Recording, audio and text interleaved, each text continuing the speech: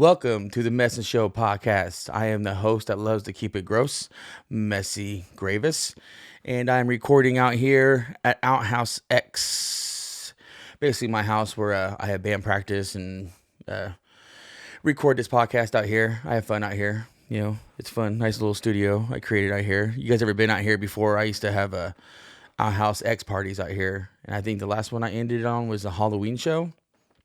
That was Maddie was doing Tenacious D. I helped on drums on that because we did the tribute song. Jordan Granger was supposed to be Kyle Gass, but some always had to show up with Jordan. He got something double booked. Yeah, I love you though, Jordan. I love it. But no, and we did Lucifer's Slayer. That was cool. But that was the last time I did the Outhouse X show. But that's out here in the parts unknown and stuff, as you will. And I love recording this podcast, and eventually I will be recording it somewhere downtown, maybe, hopefully. Have a place there weekly to record something. Might want to do like a live podcast and stuff. Start building a, an audience and stuff. People come in, watch me talk about stupid shit live. More of a group thing. I think by myself would be kind of, if people want to show up and watch me talking to a camera by myself, my personal weird therapy and shit. Like, why the fuck are you doing the penis jokes? Like, damn, lady, calm down. Some crazy old lady, big booty Judy with a hoodie down there in Sycamore. You ever seen her? She's a big old black lady with a big old butt. And she always has a hoodie on, and I call her Big Booty Judy with the hoodie. She's cool as shit. I've given her money and stuff, cigarettes. I don't even smoke. Like, I buy cigarettes just to give to her. I support homeless people in Kokomo. That's what I do. Give them drugs, cigarettes, sex, whatever they want. Give it to them. I mean, they're gonna take it anyway. They're homeless. What else are they gonna lose? And I was like, shit. At least you're even, motherfucker. That's the old joke. I love that one. And speaking of homeless, man, Luka got blown the fuck out in Boston in game 1. I watched that. Man, I was hyped. And, and what's his name? Porzingis, the center for Boston. God damn, dude's like 7 foot tall and he's hitting threes and stuff. But like I'm saying, man, like if back in the day, he would have got beaten up by Shaq and, all the, Patrick Ewing and all them. Like, now, like, you have to shoot a three. Because I remember back in the day, like Rick Smits. I think Rick Smits was the first center I remember seeing that constantly took a three. Yeah, I would say. No, did Hakeem Olajuwon did threes? I can't remember. No, I don't think he did threes. Shaq. I never saw Shaq shoot a three. Well, a couple of times where everyone everyone gets on their feet and shit. Like, oh my god, because I remember Robert Horry killing them threes, man. But he was a power forward. But no, anyway, Dallas versus Boston in game 1, Luka just shit the bed, man. Like Kyrie Irving, just couldn't get it going. He didn't know what the hell he was doing. And he used to play for Boston. I forgot about that until the playoffs started. And I go, wow, that could end up being cool. Like Kyrie Irving coming back to Boston and winning a ring in Boston. That'd be sick. And Luka, I like it. I remember watching the post-game show with him. And one of the announcers were like, oh, he can't effing guard you, huh? And he goes, what, Luka? Luka goes, what? He goes, well, you said that, what's his name, can't effing guard you. And he goes, Luka goes, no, I didn't say that. And then they're playing, like, the video of him mouthing it, like, you can't fucking guard me. After he just shot it. And he's like, no, I'll speak of Slovakia, whatever that fucking country he's from. And I was like, dude, that'd be cool. I'd get away with that all the time. He's like, nah, speaking my native tongue, and it sounds like the N-word to you, but it's actually my native tongue. No, but yeah, and man, God, it was just boring after a while. Like you're just watching it, and they get up 20 points, and they slowly come back. Man, I hope they don't get swept. That's all I'm hoping. I'm hoping Dallas will come back and at least steal a game in Boston. Because if they steal a game in Boston, that'd be very interesting. Because then it goes back to Dallas, and then Boston will still win. They go back. That's how you know it's going to be a good series when they start stealing home field advantage and stuff. They'll be like, oh, game 7. Which LeBron James knows what game 7s are about because I think he has the most game 7 wins. And then there's always that meme of Jordan's like, what's game 7? Everyone's laughing at it. Yeah, it's true because Jordan he wanted 6, man. You get the, you come in and still 2 games, boom. But back in his day too, the first round was only 3 games instead of 4. The best out of 3, or the best out of 5 instead of the best out of 7. So all I had to do was win 3 games. Because I remember us sweeping Orlando Magic like 2 years in a row with Shaq and Penny, like Rick Smits and Reggie Miller. Like we go in there and stole the whole field, just swept him and shit. And this was Shaq just dominating people and stuff. And man, I miss that team, dude, with Jalen Rose and everything. Pacers, even though we got swept by Boston. But I hope Dallas. I want Dallas to win, because I don't want Boston to win. I can't root for the team that beat, Indiana. I'm sorry. It's just, and I go for the West. And I like Luka talking shit, but he's just too slow sometimes. You can see it. And Jalen Brown, whatever his name is, in Boston, woo, man, he was blocking people, doing some shot. Man, I was like, dude, he's one to watch. I think they was he the guy with the green hair last year, or was that a different guy? I remember watching them last year with some dude named Brown, I think, and that green hair, and he starting some shit.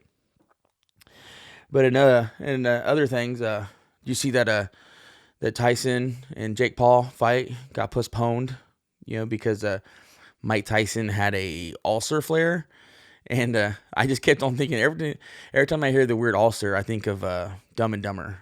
Like I love this scene where he walks in and they have the note on the door that they just left, Harry and Lloyd, and he goes, "Sorry about the rent. We'll make it up to you, Gas Man," or some shit like that, like something Gas Man. And the actor who plays it, he goes, "Look at this. How do they know I have the ulcer?" They call him the Gas Man. And I was like, that always made me laugh. I was like, oh God. So every time I fart and shit, I was like, oh, it must be the ulcer. Ugh. Ooh, the ulcer's acting up again. And so I just envisioned Mike Tyson, just like bah, bah, bah, bah, bah, bah, and he just fucking shit himself, like when he hit, he's an old man, and he's hit that thing and just oh, must be the ulcer, Mike. Might be the ulcer. Yeah, he probably old man shit himself while he was training. Not that I'm saying, that's how you train, or that's the right or wrong way to train if you shit yourself, because I've known people to hit other people and shit themselves while they hit other people. I thought that was pretty funny. I've seen it in school. I shit myself in 4th grade to get out of class. Shit, why not? Because I was the boy who cried wolf all the time. Like I would get a bathroom pass and just not come back. I'll just leave because I was in Kokomo, and you just walk home. I had a bike and stuff. I rode a bike to school. I go, hey, I need to use a bathroom, Mrs. Pentland. She's like, okay, and give me hall pass, and I just walk out. Back in the day they didn't have locked doors or stuff. No more locked doors. You didn't need a buzz. We had a buzz going to school, but you didn't have to get buzzed in and out and shit. So I just remember just get on my bike, and then Mrs. Pentland. I remember, no, Spalding, Mrs. Spalding. And I remember she was like, I'm not going to give you a pass again because you're not going to come back. I go, I swear, this is the one time, and I was like, come on, I wanted to go so bad. I go, you want me to shit myself? Say it, and the kids laughed in the classroom. And then Miss Spalding's like, you better not. And I just looked her right in the fucking eye. And I went, and she made me sit in that shit all the way to class. Like, that's how brutal, like, I walked on the bus with shit in my pants, like, that's how brutal Mrs. Spalding was. Yeah. Like that's very educational for people, let the kids shit themselves, especially right in front of you. Like I was a little hellion, man. I was like, I remember, God, it was 4th grade. I remember she would lock people in the closet and stuff, for being bad. That for timeout and stuff. Like she would actually, slam the closet door and stuff. And I remember being there in the dark, and I would just, and that's a lot of where my drumming came from, because I'd be on the back of her door going, Miss Pentland's up, bitch. Miss Pentland's up, bitch. Miss Spalding's up, bitch. Pentland was the 4th grade teacher, or 5th grade. I can't remember. It all blends in with me. And then I moved out to Mechanical, and then I took over from there. That's where I learned how not to get caught. Where a buddy of mine, Tyler Burkholder, rest in peace. He taught me how, if you're going to do your dirt, do it on your own. 3 people can tell secrets if 2 of them are dead. Huh.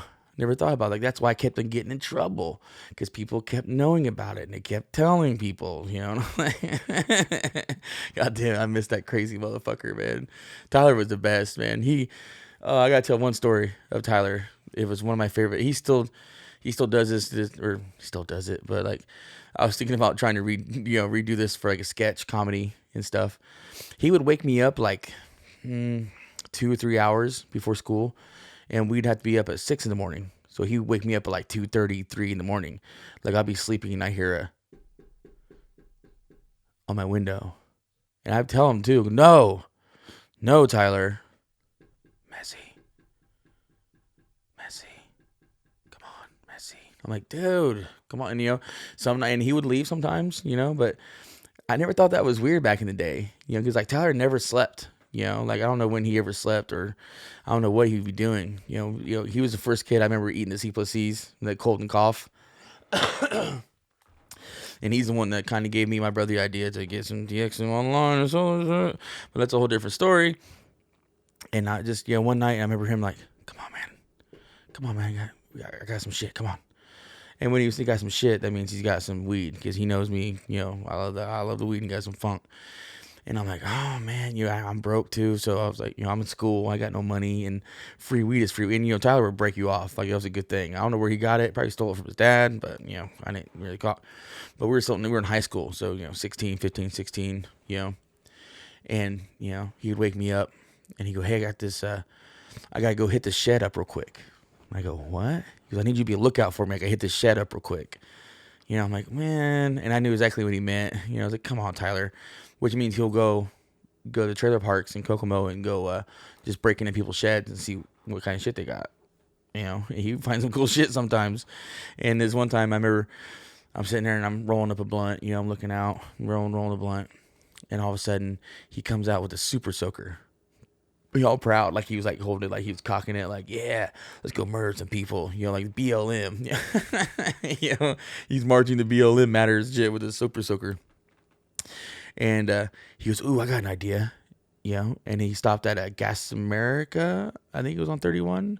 It's a Speedway now on Sycamore. And he went behind that little dumpster and he took out that super soaker and he filled it up full of piss, and it was all, I remember like the steam coming off of it and shit, I'm like, what the fuck is he doing? And he comes around and goes, oh, I got a better idea. He goes, let's go to Hardee's, because he used to do this thing where he would,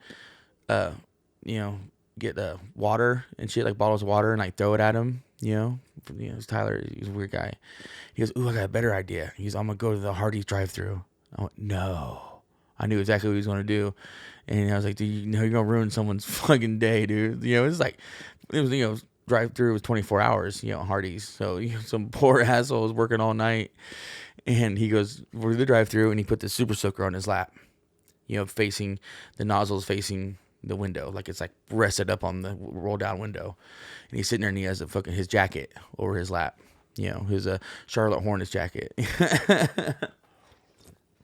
And he orders 2 large ice waters, and I'm like, oh, okay, that's got foreshadowing, I guess. And I'm sitting in the passenger seat, just holding my breath, like trying not to stop from laughing. Please don't ruin this. And he goes to the drive-thru, and the woman, I remember, she was an older lady, and she had 2 large ice waters, and she reached like that into his car. And I don't know why she did both of them, but she did both of them. She usually do one at a time. She did both of them. As soon as her hands left that window, he fucking hit her right in the face. Just, I mean, it was pressurized.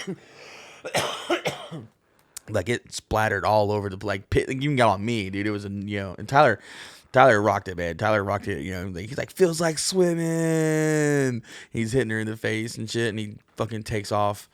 And I'm like, what the, dude, I couldn't stop from laughing. I was like, dude, I still think it to this day, the look on that middle-aged woman's face. And I'm like, imagine her day, the rest of that day, at like 4 o'clock in the morning, getting hit in the face with warm piss from a teenager. He's the one that gave me inspiration for the pickles and steak and shake, by the way, just to let you know. If Tyler was still alive, oh my God, I wouldn't let him in my shop. Nope. No, I would have a picture. I need to get a picture of Tyler Burkholder, like a wanted picture. I need to do that. That would be cool. But anyway, that Tyson fight, they postponed it because he had an ulcer flare. But they actually set a date for November 15th, which I think that's cool because now that's like around, what, Thanksgiving and stuff, ain't it? Yeah, 20 something, that Thursday. So that's kind of cool. Around Thanksgiving, you get to get the Jake Paul and Mike Tyson fight, which I still think Jake's going to win. Mike Tyson's dodging him, man. What I'm saying, what can you say, man? I'm telling you, Jake Paul, he's going to beat an old man. Tyson used to be in his prime, and this is kind of like foreshadowing it, too. They're postponing it because he's ducking. He's ducking. He's like Donald Duck, like Donald Trump with Donald Duck. Remember that stupid senator, or was it Chris Christie that said that? You're going to duck people, they'll call you Donald Duck. People just, the crickets. I was like, what the fuck? And, but yeah, man, Netflix, that's going to be nice. They're doing it in Arlington, Texas, which I can't wait.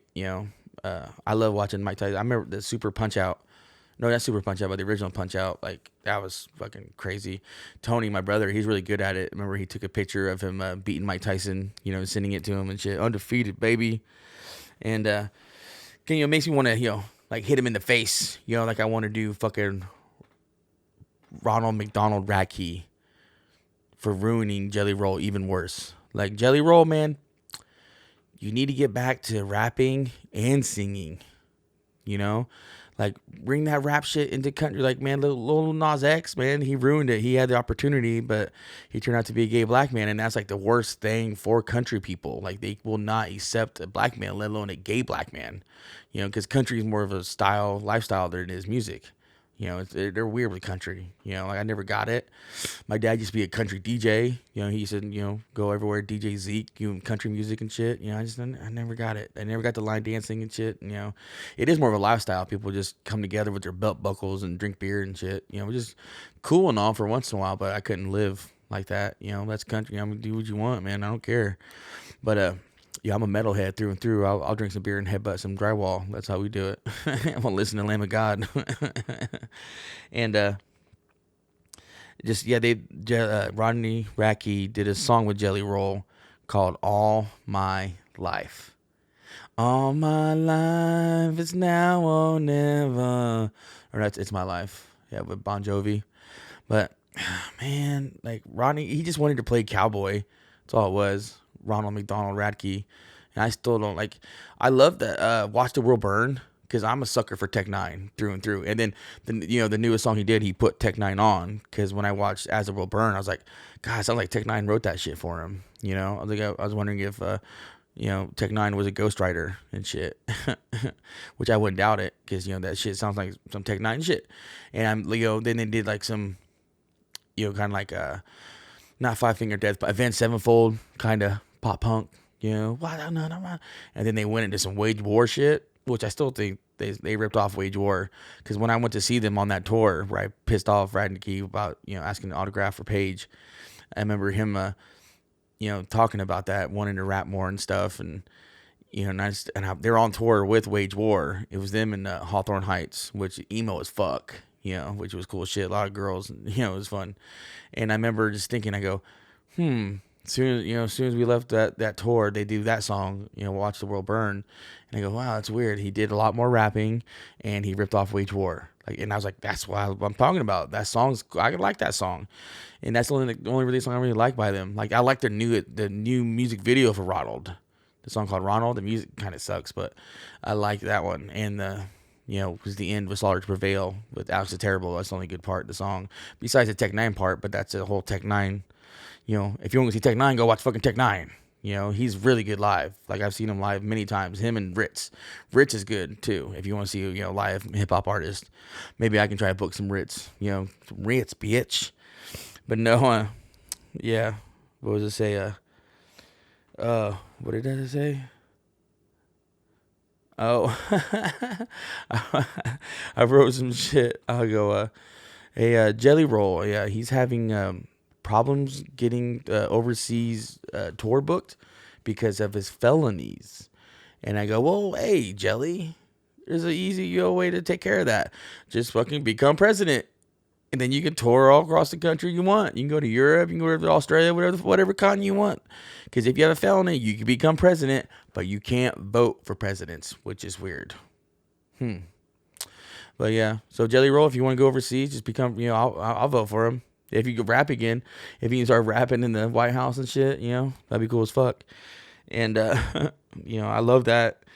And speaking of music, I saw that Slayer, they released it's called, what's it called? The new South of Heaven Igloo cooler, where it has speakers on the outside and stuff, and you can, I guess, hook up your Bluetooth to it, and you play, Slayer music, or does it play Slayer music on its own? Kind of like how the Kiss Coffin is, where it just plays Kiss nonstop. And imagine that. Like, I was thinking about that the other day, because Vinnie Paul and Dimebag are buried in a Kiss coffin. What if, like, what if that's all a scam? First off, Gene Simmons just makes some money and music playing 24/7. He just ripped you off, which is mostly what happened. But I go, imagine that, like, it's constantly playing, and all of a sudden it gets stuck on a loop. He goes, I wanna, and that's all you hear for eternity while you're in your coffin, a skipping Kiss song. I don't wish that upon Dimebag. He deserved way more better than that. So hopefully Gene Simmons ripped him off and there is no music playing. Hopefully he's laid to rest. Not other people ripping off his style and shit all the time. And but no, yeah, I wanted to, because I thought of a commercial.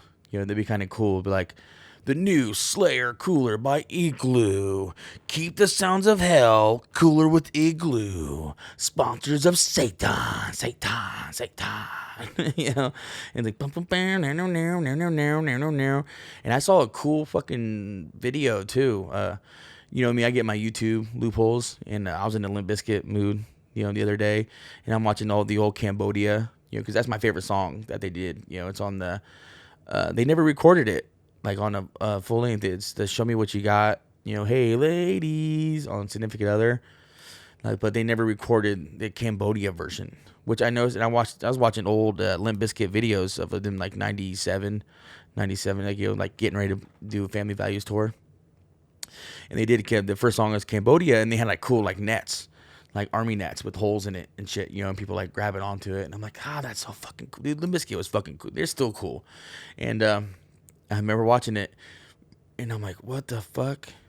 And he's recording it, and he says, instead of them saying, what you know about that punk, which is in the version I like on the Family Values CD.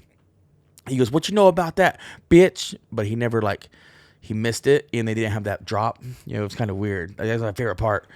And I'm sitting there watching it, and I'm like, and all of a sudden, Wes Borland, he goes, you guys like Slayer? He goes, you guys fucking like Korn? Everyone's like, yeah, I love Korn. I said, do you fucking like Slayer? And all of a sudden, he ripped into the Angel of Death, the band,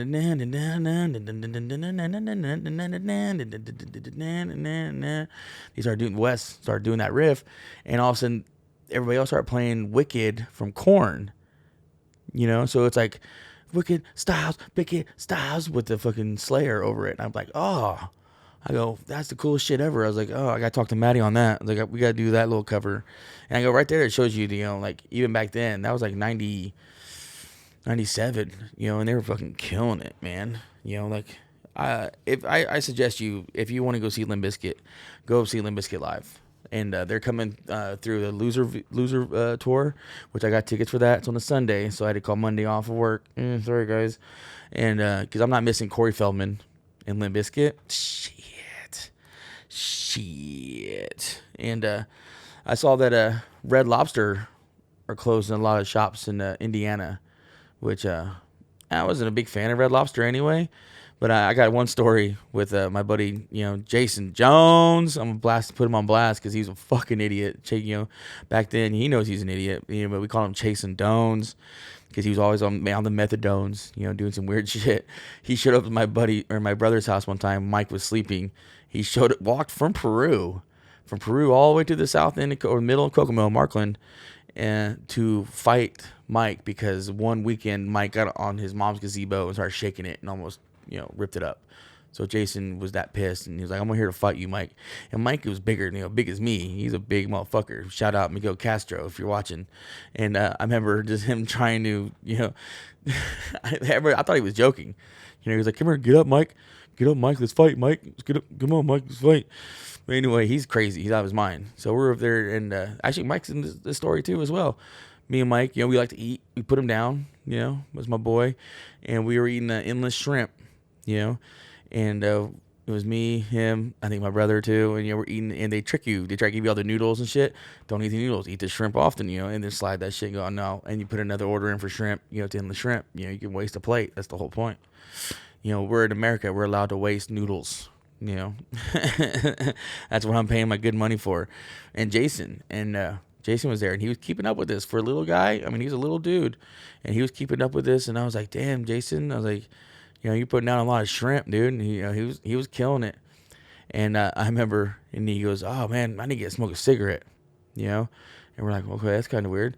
And I don't have a, you couldn't smoke in the bars. I think right when they started to stop smoking, people in bars and stuff. Because first for a while you were allowed to smoke in the bar, and then in Kokomo they stopped that you can't smoke in the bars, anything. Like it's a smoking ban for everybody. And I remember him. He was like, "Yeah, man, I'm gonna go outside and smoke a cigarette."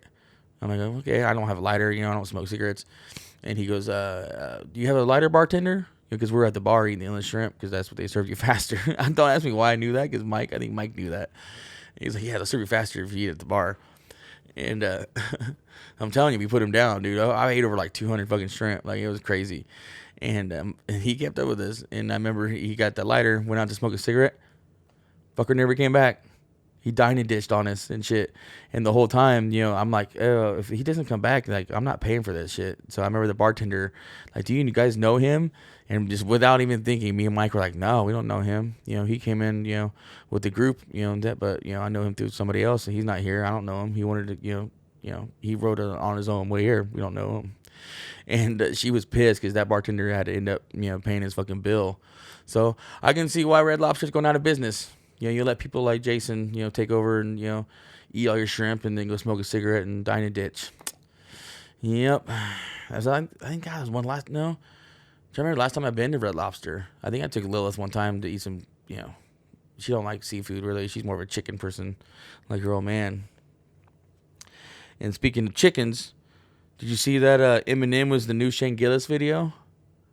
Yeah, I saw that. That was cool.